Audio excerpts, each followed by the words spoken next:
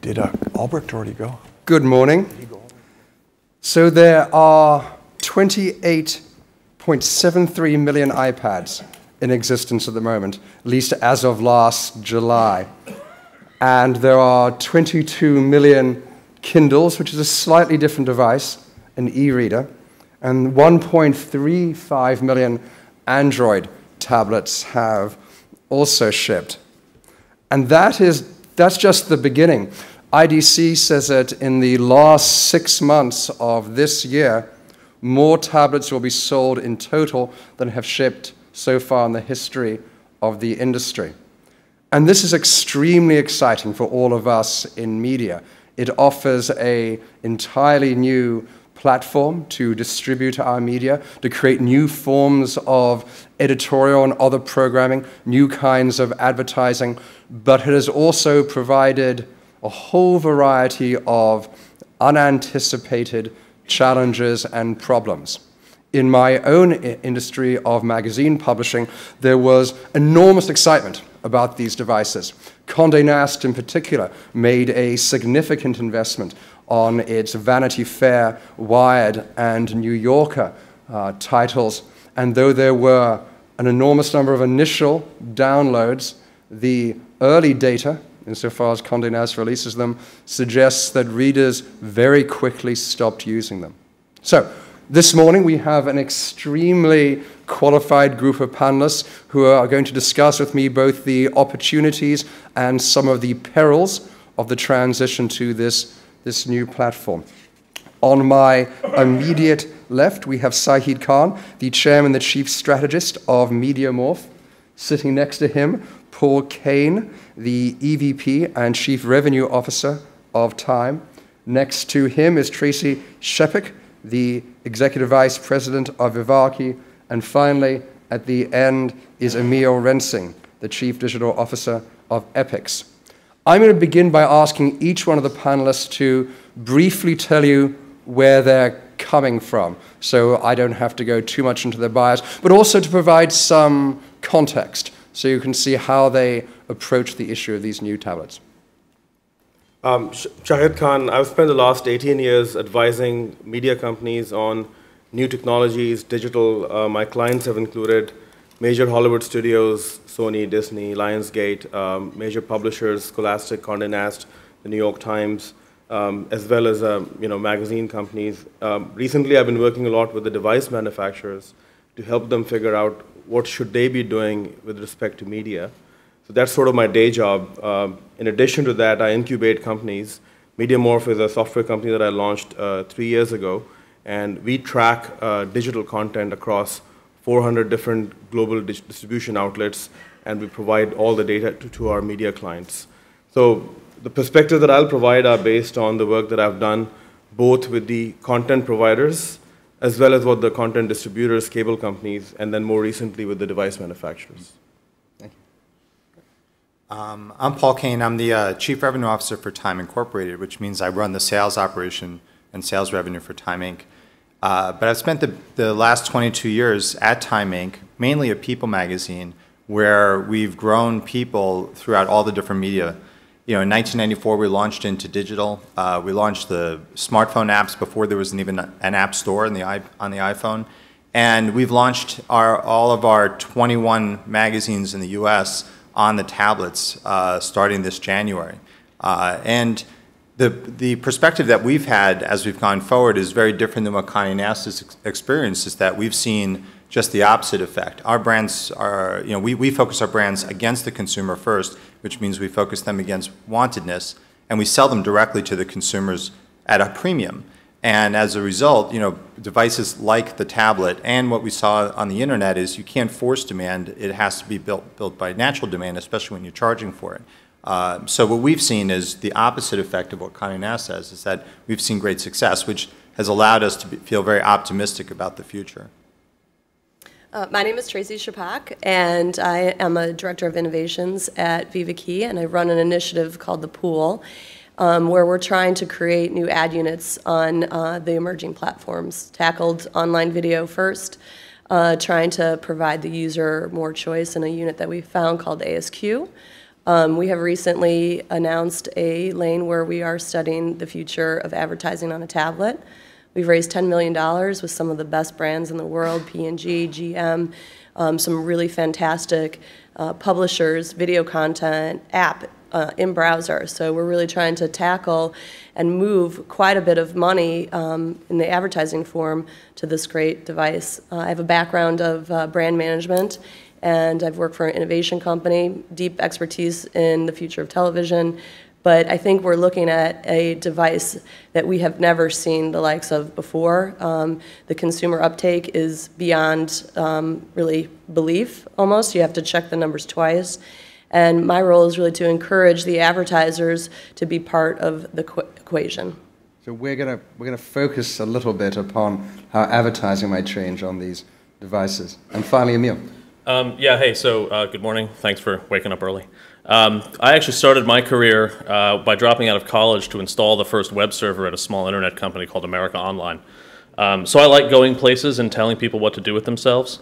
Fast forward, now I'm running digital for a cable network I helped get started called EPIX. It's a premium pay network as defined by the illustrious Mr. Albrecht, who was here moments ago. The interesting thing about us, though, is that we spend most of our time really pushing that envelope with both our traditional media distribution partners as well as the new digital distribution partners like Netflix. Unlike Starz, who has taken that position of saying you can either do one or the other, we're actually doing both.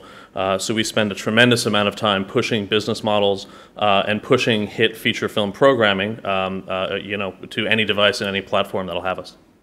So very briefly, because we only have limited time and I want to take some questions from the audience, for each of your organizations, or in your case for your clients, how important do you believe that tablets are going to be to the future of your organizations? I think tablets, it's an interesting time for tablets. I believe we are in the third wave of internet today. The first wave is when Al Gore invented the internet. Second wave was when broadband happened. And the third wave is about 3G, 4G connectivity and these portable devices. And it's going to fundamentally change the way people consume content.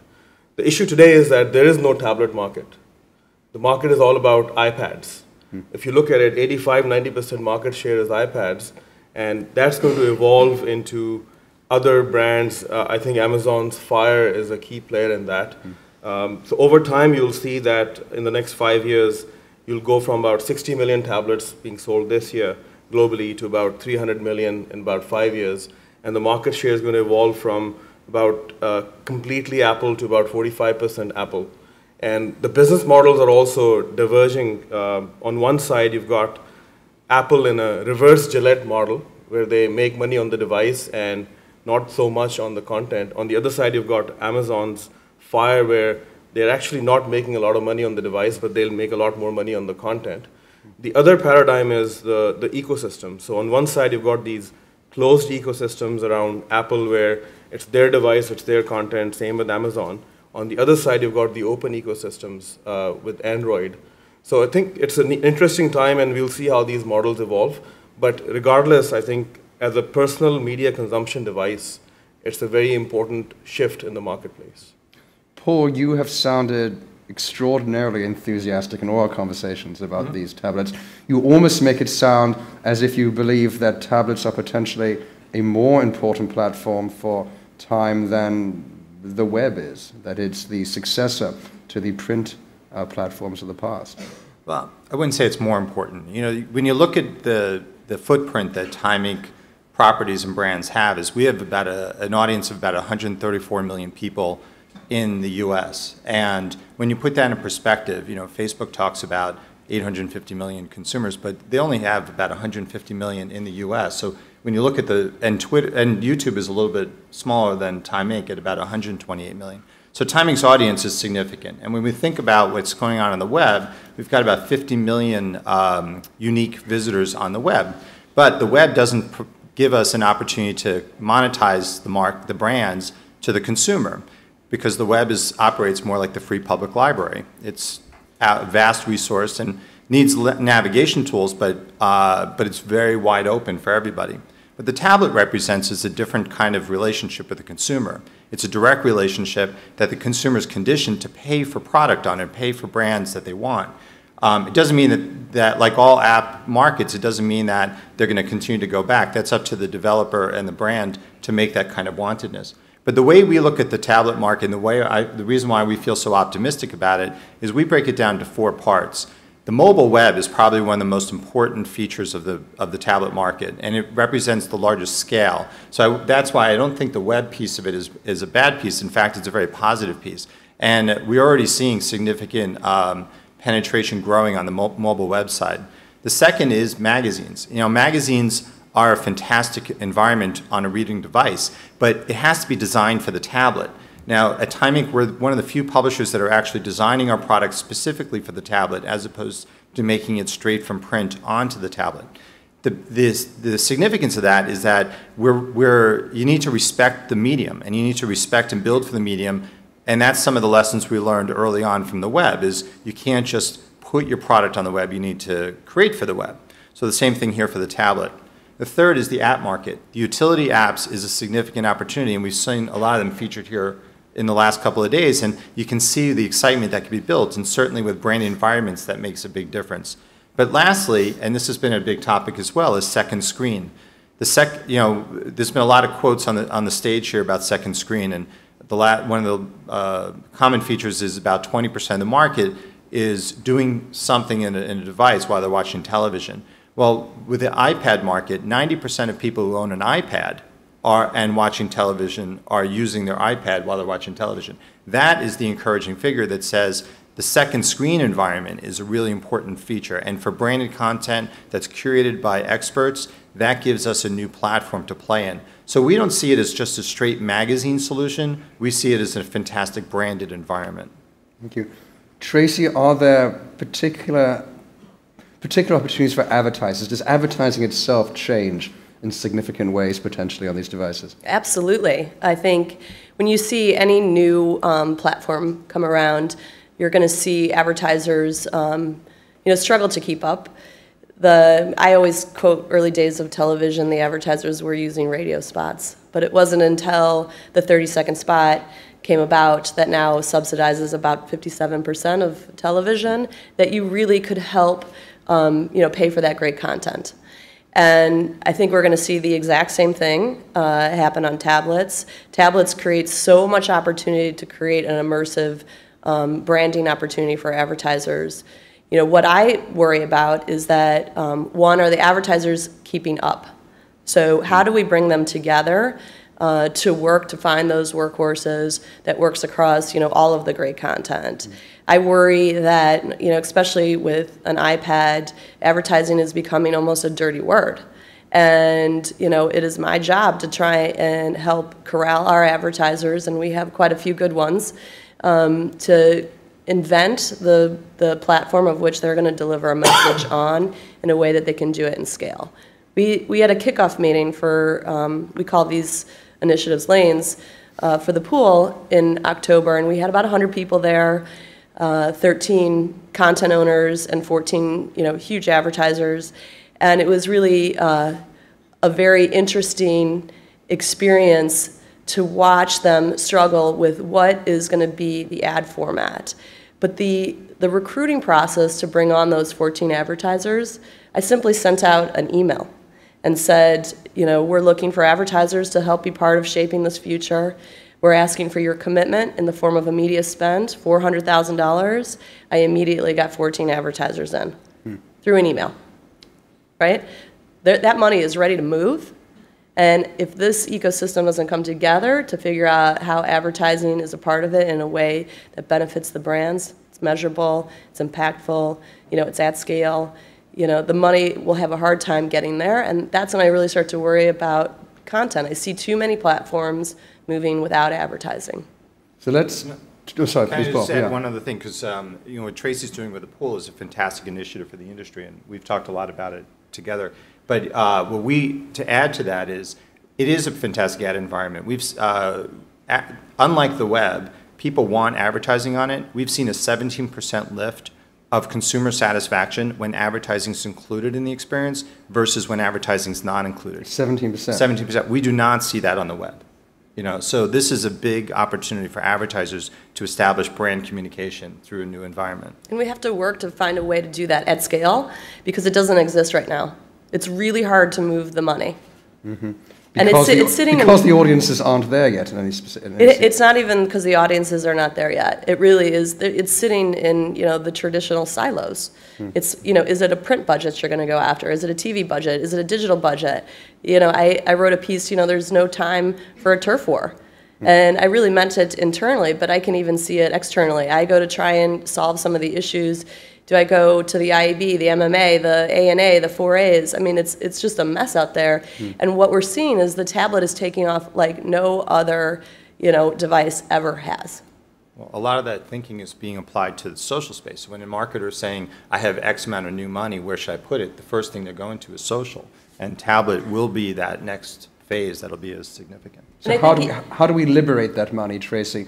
How do we convince both the agencies, marketers, industry arbiters like IAB to go and understand that this does constitute a new platform with its own metrics? Well, I think we've had a lot of good warm-ups. Online video created a warm-up for us. Online created a warm-up. So I think the industry is fairly, their eyes are open. They're ready for a change. But at the same time, we've got to find a way to work together. And that's why I created the pool, is to try and bring everybody together so that we can listen to the consumer with a big, broad piece of research and try and drive money off the findings.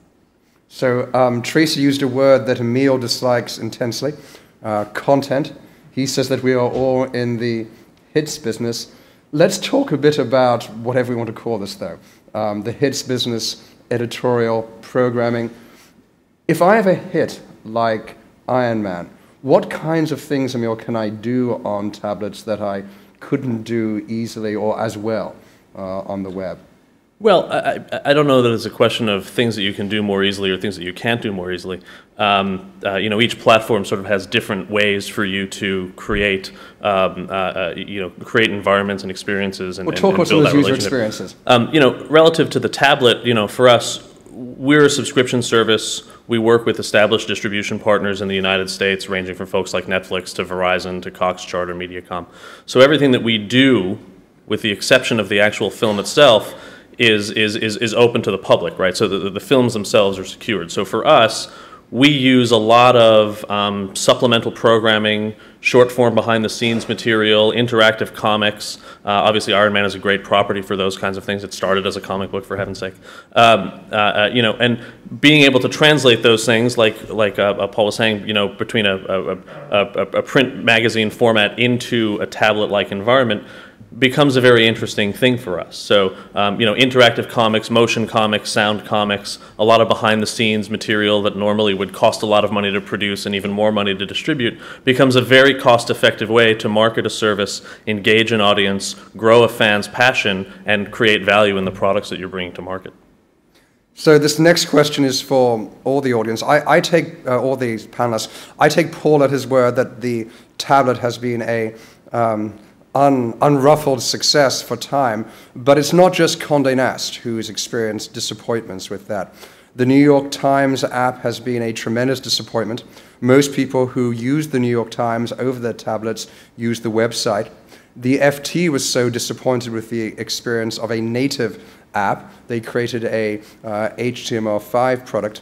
My question is for early publishers, why was the initial foray into tablets so disappointing, and what didn't we know that created those early frustrations? And all of you, please.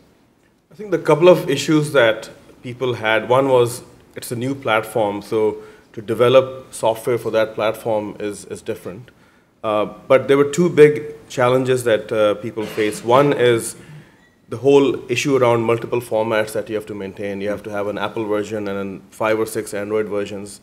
And you have to have a version that works both in profile and in landscape. And in landscape. Yeah. And many times the actual UI is very clunky because of that. The second is the dynamics of the relationship with the operating system owner. Both Apple and Android give you a very limited sandbox in which you can play. And for that, they actually charge you a lot of money. So it's not a level playing field. I think when things evolve to much more mature HTML5-based solutions where more and more stuff is being done on the cloud, one of the unique features of the Amazon Kindle Fire is the fact that their browser, Silk, all the fundamental heavy lifting will be done on the back end. That's going to change and enhance the way things are done on tablets. I agree. The Fire and Silk is potentially a game changer here. Yes. Other panelists, what didn't we know when we first began developing for these tablets that we now know, and why were there so many early frustrations?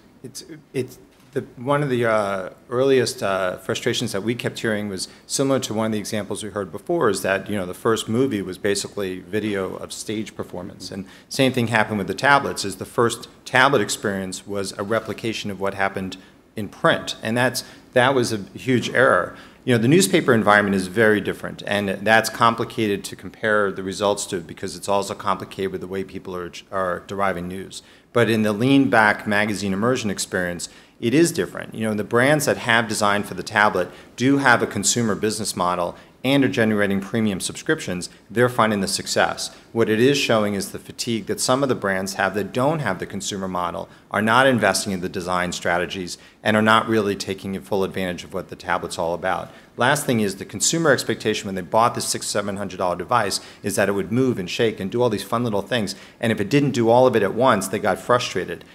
So a lot of publishers' initial reaction was put as much stuff in it as possible, make it do great things. And that was fun for the demo, but it's not a great consumer experience. So it needs to be, once again, understood of how are they going to react to it and what do you need to program for it. I think it's really just a process of change. I mean, I'm witnessing everyone adapting quite quickly. Failure is part of the process to make sure that you're learning and adapting. I think, in this kickoff meeting, again, we had 100 people there, and we went around and said, what's your favorite app? And it was really interesting for people to say probably the most popular in the room was HBO Go. And I had not experienced HBO Go, and I went on to experience. I'm like, it's a pretty clean app. Yeah. You're there to watch great content. Interesting. We need to go and take some questions from the floor, but before I do, think of your questions. Let me ask a quick question for all the panelists. HTML5 versus iOS, Android native. So in other words, web versus apps. Which is the preferable solution, or does it depend on the publisher? Emil? Well, for us, we're very big fans of iOS. We have a great iOS product. iOS is relatively easy to develop for. In the early days, obviously, it was a little bit of a challenge for us. But we've always sort of had the basics. You can select a movie and hit play, and it plays. But obviously, over time, you want to add features, you want to add programming, you want to grow that engagement. You saw that Manhattan app.